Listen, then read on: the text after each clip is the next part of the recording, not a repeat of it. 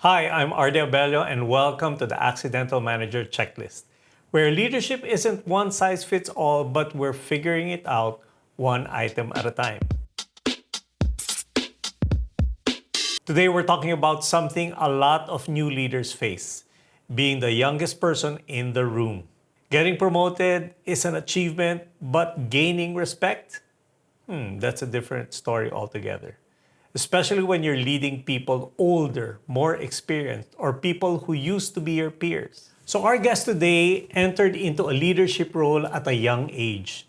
And she's here today to share to us her journey in that role. So, please welcome on the show, Andie! Woo! Let's go! Yan! Welcome to the show, Andie, and it's a pleasure for us to have you on the show. Thank you. Okay, so tell us a little bit about what you do. I'm actually the label head of Star Music. It is one of the biggest recording labels here in the Philippines. Wow. So it's under the ABS-CBN conglomerate. It's been like 4 years since I entered Star Music. But before entering Star Music, I actually was trying to get into films because my father is also in the industry. So my whole life, I've been trying to, that was my mindset. It's either TV or films. But then life got in the way. I needed to get a job. It takes a while to find a role sometimes in the industry. So found like a writing job at an events company. That was my first job. Took like freelancing then prior to that. I think from a random conversation, sa friend of a friend, they said that they were hiring in Star Music. I think it was like a marketing specialist post. So I started out in marketing. It was during the pandemic, so everything was online. Did my interviews online, everything. So Pandemic hair ka pala. yes. Oh, wow. So got into Star Music. Did marketing for like 2.5 years. So handled like artists like Moira, BGYO, Wow. Casey. These So are major yeah, artists. now that I think about it, it's really it's sinking in na these are OPM icons. Yes, yes. So you really feel grateful Oo. sometimes when you stop and look around and Yeah. wow, I'm working with Sasha Padilla today. So Are you it's- serious? Shasha Padilla? Yeah, they're also part of Star Music Oh, lineup. wow. So started out as a marketing specialist. I think they saw potential in me. Also, I guess a huge part of that is because I grew up in the industry. Yeah. So somehow I had a bit of a natural or like wisdom when it came to the entertainment industry. So I knew some of the things and how they worked. Yeah. And then I got promoted. I think they gave me like a lead position in marketing, and then after a while, because of how dynamic the releases were, they needed someone to step up also. So I got promoted as an assistant label head. Okay. Basically, I assist the label head for all of our releases. And then recently, just last month, Wow. I finally got promoted as the label head of Star Music. So Wow. it Congratulations. took a while. Thank Galing. you. That was It was a ride, Yeah, I all in the know. span of like 4 years. yes. It took basically when I was an assistant label head, I was basically being trained as a label head as well.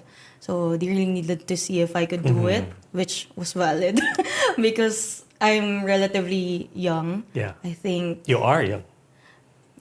relatively because I work with a lot of young people now. So I'm like, I'm really old na now. No? But yeah, so they needed to see if I could do the job because it's a big responsibility Yeah. since Star Music is the biggest label within the ABS-CBN Music, basically family. They saw na I could do it. Yeah. So I got promoted, I think it was official last month. Yeah. So this is like not naman fresh out of college, right? But a few years only Yeah. after college. So this is Yes. so quick, the transition from 2020 to 2025. You had all these string of promotions basically, right? Yes, but I think I wasn't like fresh out of college naman. I graduated, I think, 2017. So Okay. I took a few jobs, but within the ABS-CBN Ecosystem. ecosystem. It's there na. Well, it felt fast to me. Yeah. But because a lot of things were happening, Yeah. it So when- felt fast. yeah. I think 4 years is that fast? I'm not sure actually if It it is. is. Really? Yeah, Okay. it is. See, I don't even know if it was fast. I try to take it on as much as I can. I consult my parents about Yeah. it. So as long as I felt like I could do it. Right. I was hoping I could do it, and I'm still hoping I can do it while I'm doing it right now. So, Andy, getting into the label head position, how did you feel when? Because I know that assistant label head, of course, you kind of have an idea, right, that they're training you for this. But when you finally got that position of label head, how did you feel, first of all? Well, since there's a lot of things that's happening, I think what really helped was they tried to ease me into it. That's what I guess I like about my bosses is they they try to give you like a developmental assignment first to see if you could do it. It was also me being given the choice if I actually was fit for the role. Because what if I was doing it already? They promote me and I was doing it. Parang naisip ko, parang di pala para sa akin to. I'd rather stay in marketing. There's also growth in that part of the label. But for me, because I studied media and entertainment in UANP, I really like the numbers aspect as well and how media can be turned into like, I guess a sustainable or like a prolific business. Talaga. I like how that sounds so bad. Not naman the capitalism part, but I like how you can turn your art into something that you could live off of. And Absolutely. I feel like that's a huge part sa business side. So I was like, parang I'd prefer to do this label head position. And then when they eased me into it, so that was a developmental assignment. So it was like a few months of me doing the actual work of being a label head. I was being invited to meetings that were solely for label heads. That's when I kind of knew na, okay, I could probably do this. And then when my evaluation was done, I was like, oh, okay, so I Kaya passed. pala. And at the same time, I came into the meeting knowing na, I want to do this. So if you guys give me this role, game na. So being the young person in the room, because when you look at a lot of corporations, and I'm sure ABS is one of them, right? When you look at a lot of corporations, there are basically 3 generations already there, di ba? There's the Gen X, like myself. And then,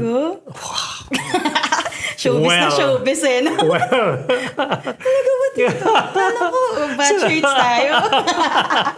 Nagpa-ash lang ako. Wow. Style yan ngayon. Style, correct. So there's a Gen X like myself, then there's the millennials, and then of course there's a Gen Z, di ba? Kasi the label head position is, you're basically running the show. You're leading the team, di ba? And you said earlier that you attend meetings where it's mostly label heads that are all there, di ba? So what were the challenges that you faced? Were there certain things that you were anxious about? Anxious could be a strong word, but yung parang... Yes, I was definitely anxious at some point. But I think it's because we're an entertainment company. So it's really tied to storytelling and the arts and the media. ABS is very open to like young people and like fostering that kind of environment na we would value the voice of young people. And I think it also reflects in, especially in ABS-CBN music, they give a lot of importance to the ideas of the younger generation. So even if it's an intern, we allowed them to be in listenings with artists. And like in meetings, my boss would ask deliberately the young people, so what do you guys listen to right now? Because it's tied to the business kasi. No? Parang whatever the young people are listening to, it's probably gonna be what's gonna hit.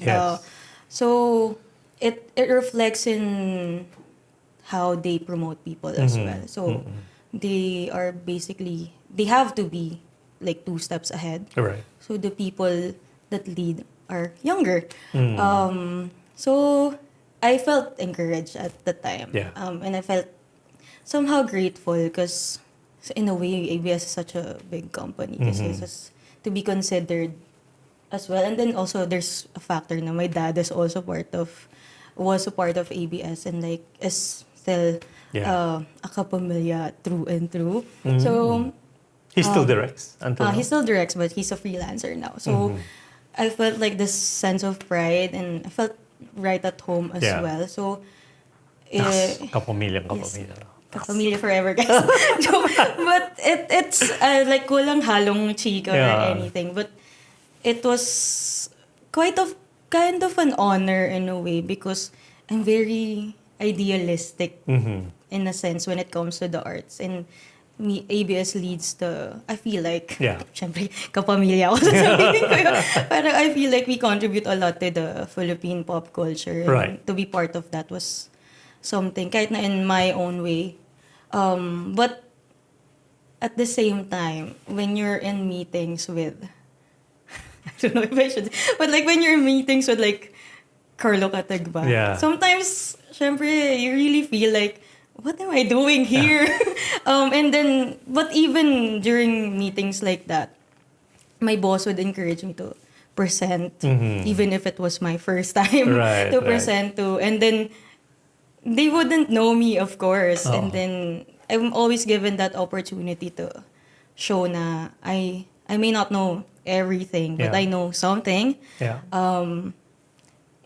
It's weird because I feel like I look young then also. I'm Yeah. 28, but I get it a lot na I look younger. So, Yeah. may time pa sa, sino tong bata? So, I would be in a meeting, tas ganun. Tas parang, I like then the feeling na when yun yung unang impression nila, pero once I start talking, Right. they would listen. Yeah. So, I'm anxious, pero I got over it relatively quickly because the people around me or my bosses are very open they respect young people's opinions, ideas. Oh, that's good. So they really consider it. I know Yeah. it's not the same for Yes, that's most true. companies, Right, but right. I think it's essential for media companies to be like that kasi we really need yung pulso ng mga tao is really sometimes mostly it starts with the young people Yeah. talaga. Yeah. So So you didn't have much of a challenge leading older. no. Syempre, it's weird the sound I see. But like the anxiety is less now. But leading older people, there was like even up until now, there are challenges because me also as a person, I'm not confrontational. So it's one of the things that I need to get Yeah. over. So in that respect, personality has to do with Yes, it, diba?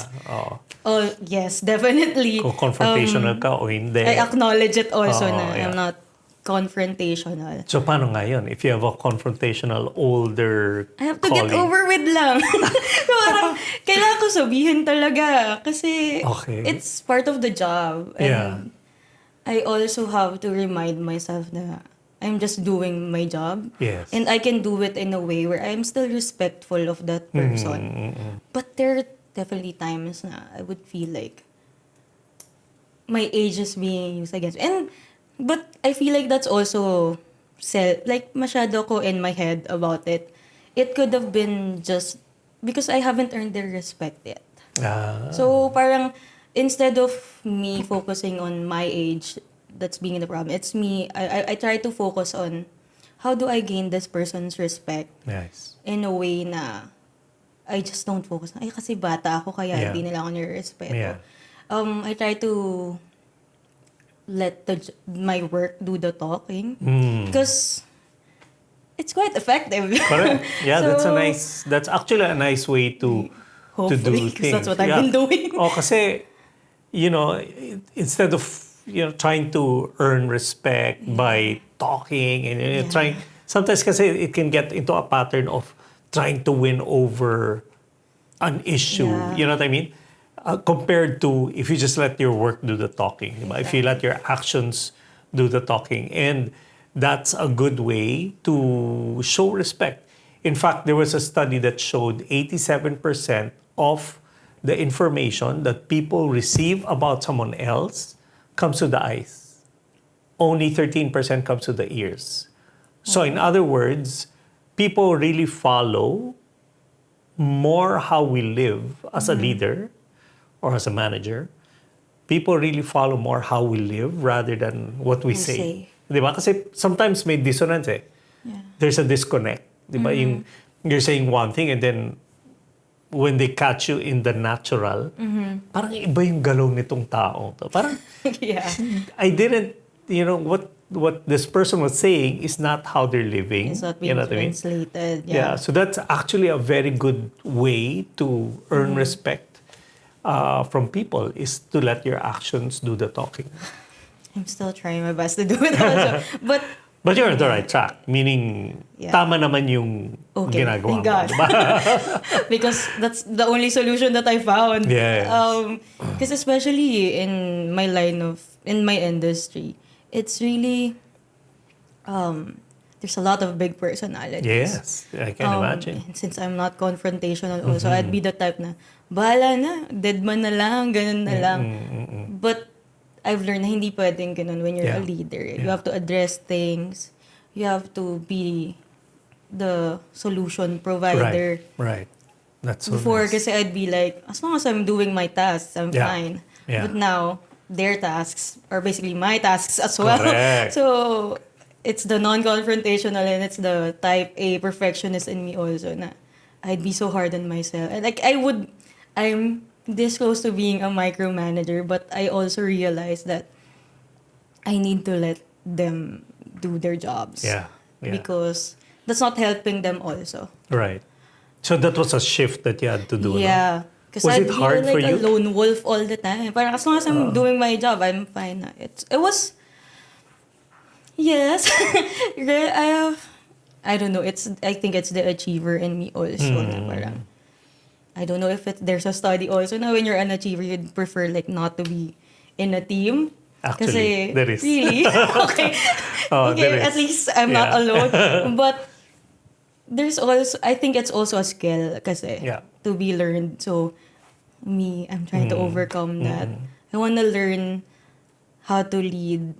Kasi it's different for each Yeah. person eh. Yeah. Parang I can't, because I lead this person a certain way, it's gonna be the same for this other Correct. person. So, it takes a lot of your emotion as well. So, I'm still trying my best to learn how to lead different people. Right. Especially when they're older. Yeah. You don't know. Easy lang sa older. Damo.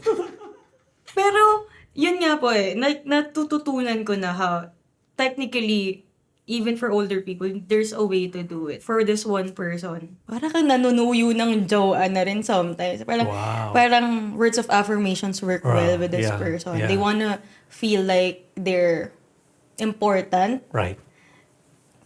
Parang minamanipulate ko siya. But it's true sometimes. Parang, it works well for this person. Parang you'll make them feel like they're doing so good. Yeah. Parang, ano bang tawag doon? There's a term for it eh. Yeah. Hindi naman na parang pinapavlov mo sila into yeah. thinking na they're... Pero sometimes it would work well kapag you really praise them. Parang, oh, thank you, good job, you thought of that, ganyan. Yeah. And then sometimes yung meron na kailangan tutukan mo talaga din siya. So dun ko natutunan, like any kind of age na Yeah. leading. Yeah. I think I don't want to look at it sa age na, Right. na ano also, like how I see myself. I would want to see it as, yung personality niya kasi ganito eh. So parang, as a leader, you really have to adjust to them Correct. sometimes. Yeah. So, Yeah. feeling, Without losing yourself, of course. Exactly. Diba? Without losing yourself. it's like it's a difficult balance. Yes. Pero that's what coming into the role, I've accepted the fact na Yeah. mauubos ako sometimes Yeah. sa mga Yeah. tao. Yeah. So, hindi rin siya naging, it wasn't a shock to me na there were a lot of big personalities because I've worked with these people eh. Yeah. Nagbago lang yung dynamics. I Correct. knew na, ganito siya kapag he's put in a tight spot. And somehow they were also my friends Yeah. at some point. So, I know na there's probably insecurity in this aspect, especially at work. Yeah. It's also me trying to be human as Yes. possible when I lead. If I were in their place, what would I feel? This young person telling me what to do. Yeah. Sometimes, I mean, people are people. And Correct. kung ako rin yun, inuutusan ako ng bata, I would feel kind of off. Bakit ako yung utusan nito? Mas matagal na ako dito. Oo. Ganyan. So, iniintindi ko rin. So in that respect, for example, Yes. di ba, you're leading people who were either formerly your peers, right, or younger than you. Younger than you, and then parang sila pa yung alam mo yung parang I know what I'm doing. You don't need to always tell me what to do, etc., etc. Ma-relax ka lang dyan, boss. Ako na bahala dito. May mga ganun kasi paminsan di ba? Yung they have their own way. They have their own na alam mo naman, you know Yes. naman in big companies, there's a lot of protocol, maraming rules, maraming Yeah. policy, di ba? Pero they're not that type of people. They're just yung iba nga wing it pa di ba? They wing it until they get the job done. But how do you deal with those things? With those kind of colleagues? Well, if it's like like someone that's had more tenure than I do, I try to think of it na, baka nga mas alam niya. Okay. I think, Pag bata. pag bata po, baka rin mas may alam siya. Na way. Okay. Because one thing that I had to accept also was, since I'm a micromanager, hindi ko alam lahat. I think that's what leaders are so afraid of admitting sometimes. Yeah. Hindi ko alam lahat gawin. And if I listen to this older person, meron siyang ma-add na knowledge. And this new person, meron din ako makuha knowledge. So, tumatak kasi sa akin yung sinabi ng boss ko na when I was being interviewed for, this is Sir Roxy. I can name drop kasi maganda yung sasabihin ko.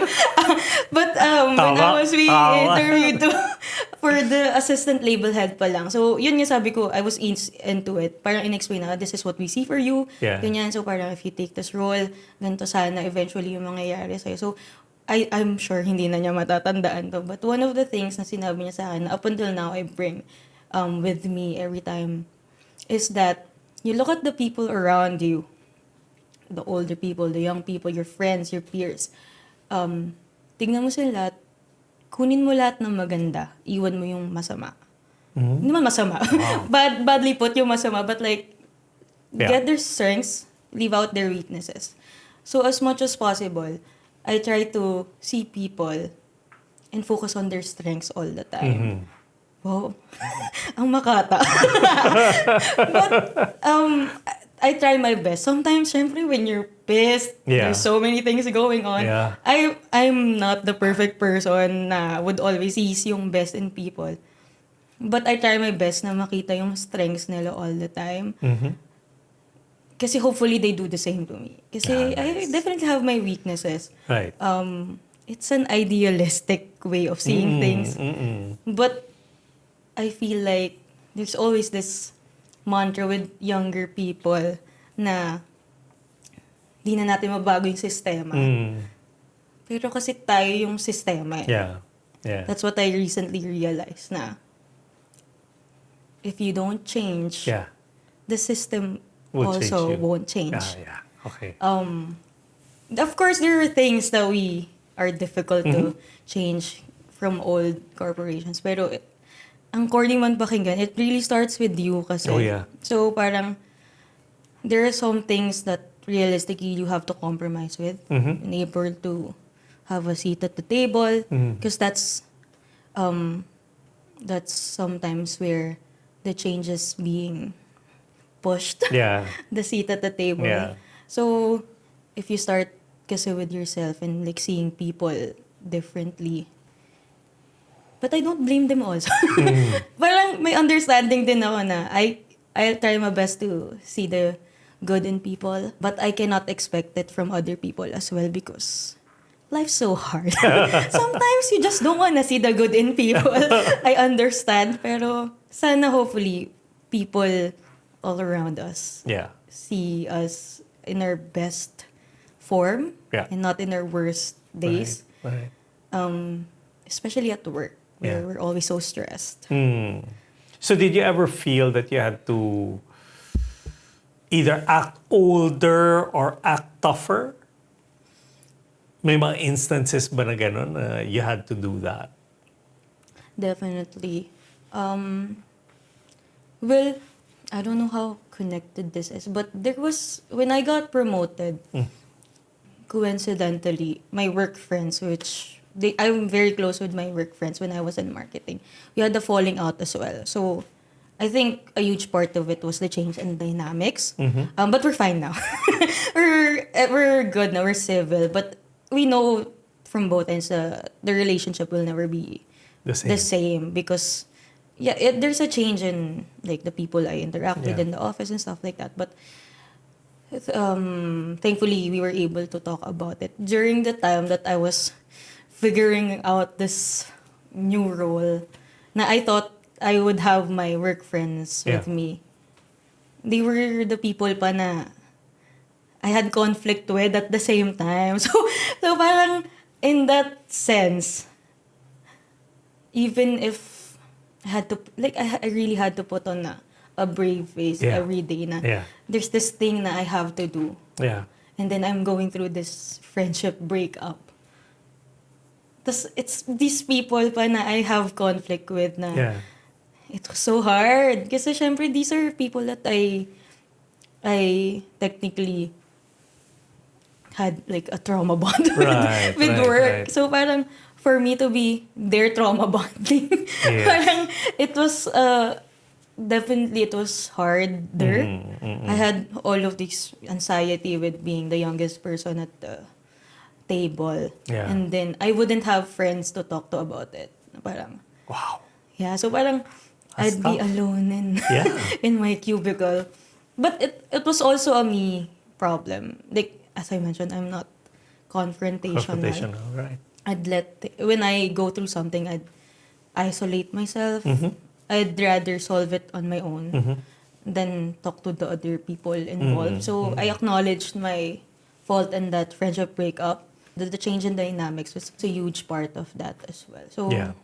You didn't have anyone more experienced in the company or as a friend that you could approach, even if you're not because there's some people who are Yeah. not confrontational, but they have a sounding board. Alam mo, meron Yeah. silang mga Like mentor, coach, mentor, yung mga ganon. Wala ka bang ganon at that time? it was kind of a weird limbo where I was, I don't have these.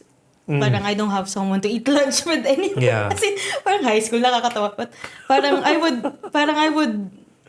I didn't have those friends to like talk to anymore. And then I was slowly getting closer to older people in the office. Okay. Which was weird because I knew na I was maturing because the people that I was getting close with usually would be the people na napag-uusapan namin ng mga, basta in general, Yeah. parang I wouldn't be caught Oo. being friends with these Yeah. people. Which I told them also na parang, sorry, I was kind of immature back then. Na parang, Yeah. good job to me naman na I had that humility to tell them na, Yeah. grabe, sobrang weird na I'm friends. Parang I'm closer to you Yeah. guys. I wouldn't, Yeah. well, I would consider them as friends, but I don't know if they would consider me as a friend. But it was so interesting to see that dynamic na, the people na I wouldn't be close with since we work in the same, Yeah. I guess, group. Mas naging close ko. And then, that's where also I realized na your work friends, parang you really have to identify if they're really your friend. Which is, You mean outside of work? in general. In general. So Okay. parang, hindi ko naman sinasabi hindi genuine Yeah. yung naging friendship Right. namin. But like, you can't expect the same kind of dynamic from your work friends sa outside friends mo also. So, my boss also, is also a Christian as well. So parang, I don't want to say that we don't have that dynamic na I would open up to that, to my boss. Because I feel like medyo unprofessional and I would open up my Yeah. problems. But Yeah, I'm yeah. sure na he'd be open to me opening listen, up yeah. to him. Yep. But I try to just talk to my friends outside of work. Yeah. It's not naman na it's safer, but I feel like it makes things lighter. Yeah. Parang, when I talk to them, they wouldn't get kasi the drama. So, they wouldn't have the energy to pile up on the bad Yeah, energy. yeah. Parang they won't get na parang Correct.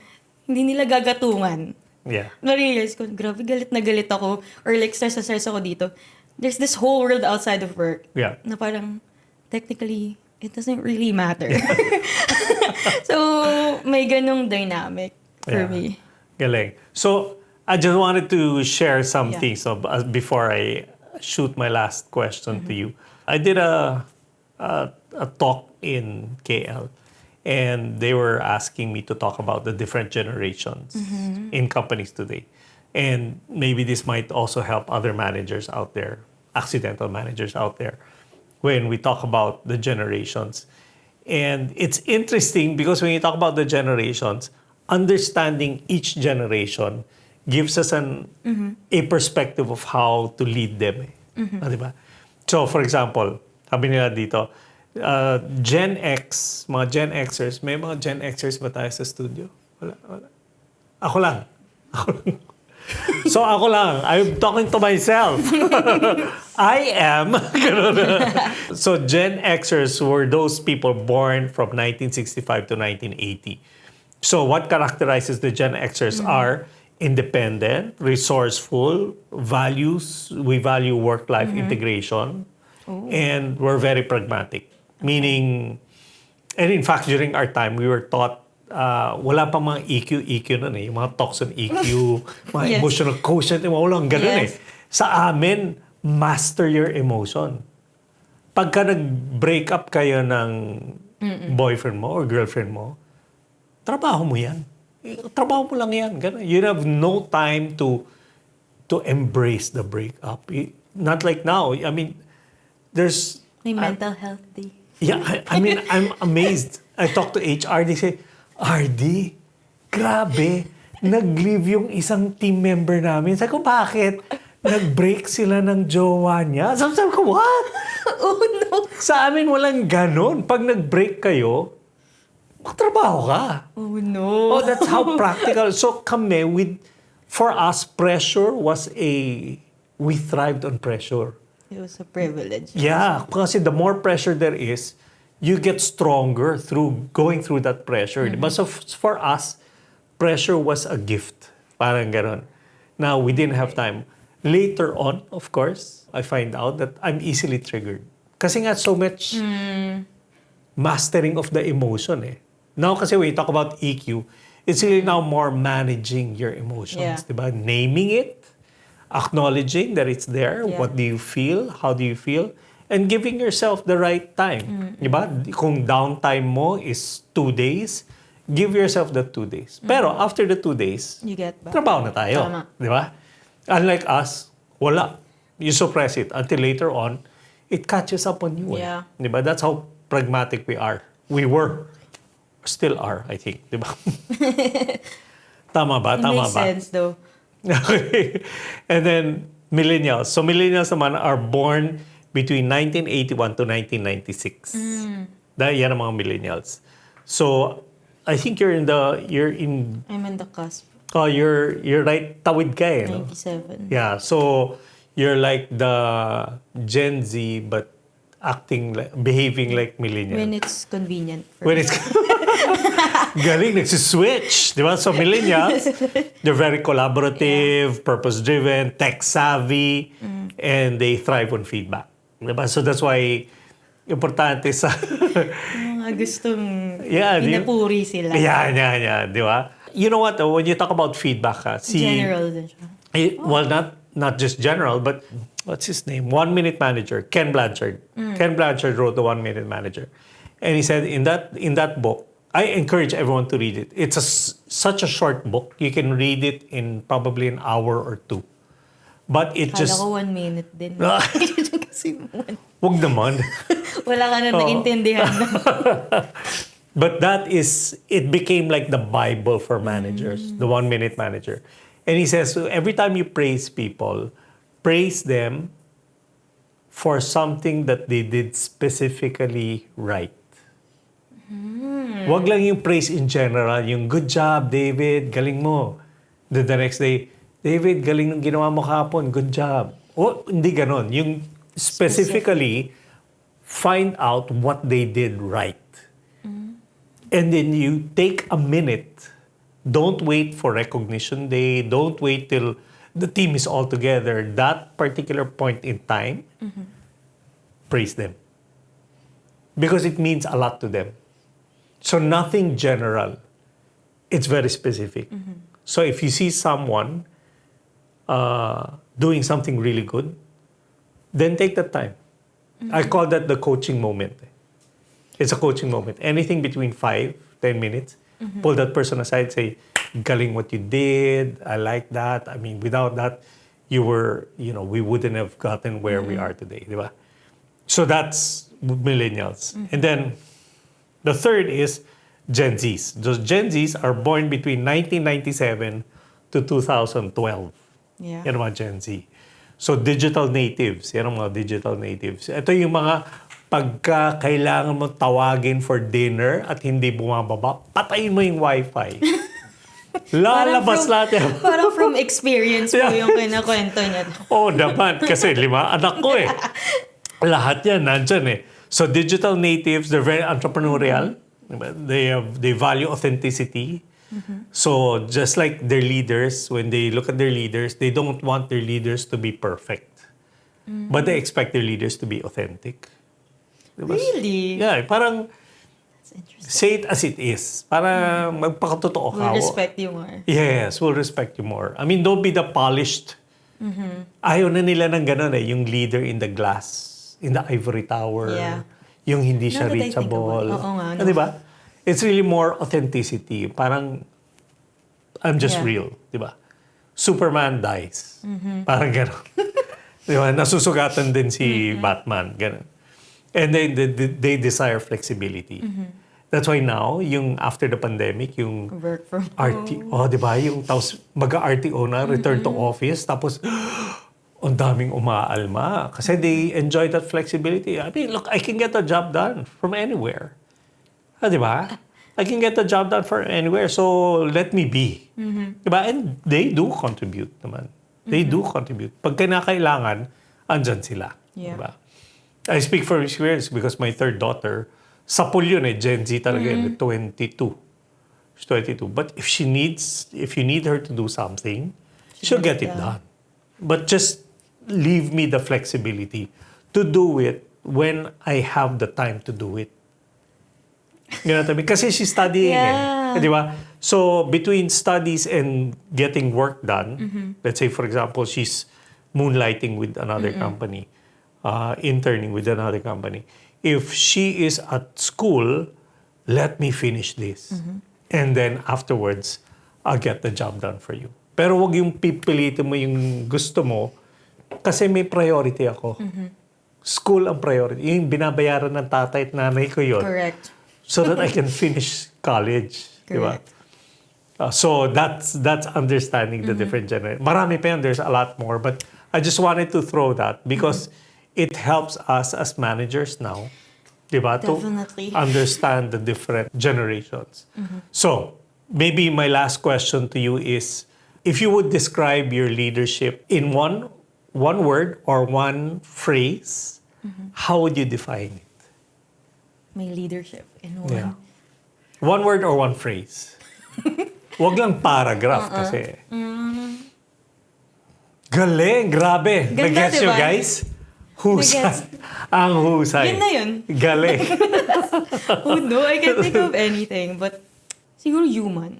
Human. Humane? Is that the proper yeah, yeah. word? Humane. Like, a huge part of it is because I'm a Christian as well. So, hopefully, even on my worst days, I try to see my coworkers not just as someone that finishes a task for me, but as humans. Especially, we work in the media industry. I have this sense of responsibility na whatever we put out there should be something that leave people better than we found them. Wow. So, Galing.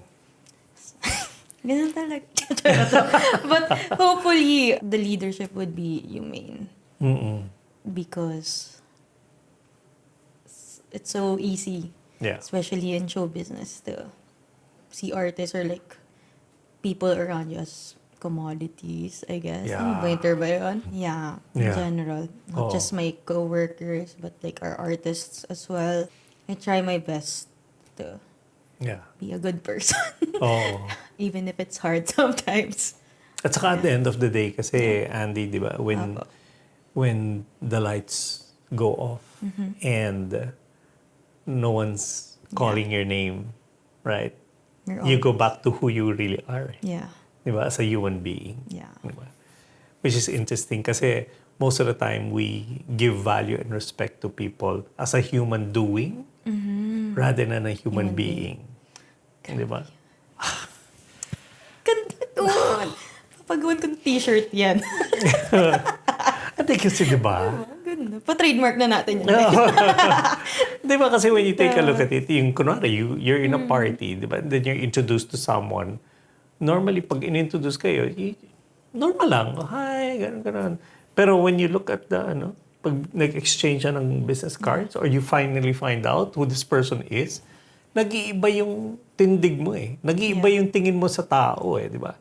And all because we give value and respect to people based on their title, their position in the company. Yeah. Not as a human being. At the end of the day, pag nawala naman yung title na yun, pag nawala, you should be able to appreciate a person for who they are. Yeah. Diba? More than what they do. Exactly. I like that, ha? A humane type of leadership. Diba? Which breeds into being vulnerable, being Yeah. authentic, diba? Being who you are. Tanggap ng mga tao yan. You think they see you as that? Sana. No. Oh, well, I try my best to do it. Pero sometimes softness can be seen as A weakness. yeah. Yeah. So I try to balance it sometimes. Mm-mm. Kasi sometimes you get taken advantage of. Correct. Then. Yeah. But yeah, in general, Yeah. Interesting. sana maging mabuting tao lang po. Para maging proud yung magulang ko sa akin. Yeah, and as you were saying that nga, being soft is kind of a sign of weakness. Yeah. But did you know that the word meek, M-E-E-K, which is a word that was used to describe Jesus Yeah. at the time, he was meek, di ba? You know what that means pala? Parang baby girl. Baby girl. Hindi pa. Pabebe. Parang, yeah, but I know what I know that. Something like that. Parang soft. Like, Yeah, yung, no.